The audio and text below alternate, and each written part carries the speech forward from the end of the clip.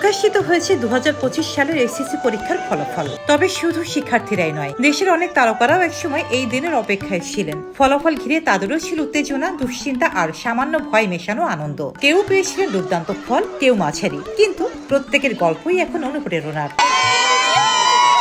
সাফা কবির 2012 সালে BF Shahin college থেকে SSC দেন সাফা কবির। ফলাফলের আগের রাতেও চিন্তায় ঘুমোতে পারেননি। সকালে ভয়ে ভয়ে কলেজে গিয়ে দেখেন তিনি পেয়েছেন জিপিএ 4.50। সাফা বলেন, আমি পড়তাম শুধু আম্মুর জন্য। রেজাল্ট দেখে আম্মুর মুখের হাসিটাই ছিল সবচেয়ে বড় সুখ। পূজা চেরি 2022 সালে সিদ্ধেশ্বরী কলেজ থেকে এসএসসি পরীক্ষায় অংশ নেন পূজা চেরি। তখন তিনি গোলু সিনেমার শুটিং ব্যস্ত ছিলেন। প্রস্তুতি ভালো না থাকলেও পরীক্ষায় জিপিএ 4.08 পেয়ে খুশি তিনি বলেন, এত ব্যস্ততার মধ্যে ঠিকভাবে পরীক্ষা দিতে পেরেছিলাম, সেটাই ছিল সবচেয়ে বড় সান্ত্বনা। তাসনিয়া ফারিন হলিক্রস কলেজের ছাত্রী ফারিন সবসময় ছিলেন মায়ের কড়কড়ের মধ্যে। তার ফলও সেই পরিশ্রমের প্রতিফলন। তিনি পেয়েছিলেন জিপিএ 5। ফারিন বলেন, আমি মায়ের জন্যই পড়েছি, প্রেশার না দিলে হয়তো এত ভালো করতাম না। তানজিম সাইয়ারা তটিনী বরিশাল মহিলা কলেজ থেকে এসএসসি দেওয়া তটিনী পরীক্ষায় পেয়েছিলেন গোল্ডেন এ+। তিনি বলেন, ফলাফল জানার আগে ভয়ে পেয়েছিলাম, পরে তো উৎসবের মতো মনে হচ্ছিল।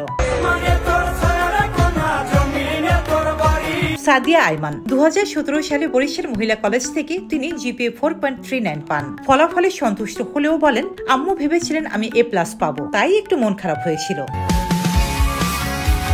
প্রার্থনা ফারদিন দিঘি 2019 সালে ঢাকার স্ট্যামফোর্ড কলেজ থেকে বিজ্ঞান বিভাগে এসএসসি দেন। গুঞ্জনের অবসান ঘটিয়ে তিনি জানান তার জিপিএ 3.75। তিনি বলেন, আমি যা পেয়েছি নিজের পরিশ্রমে পেয়েছি, এই রেজাল্ট নিয়েই আমি খুশি।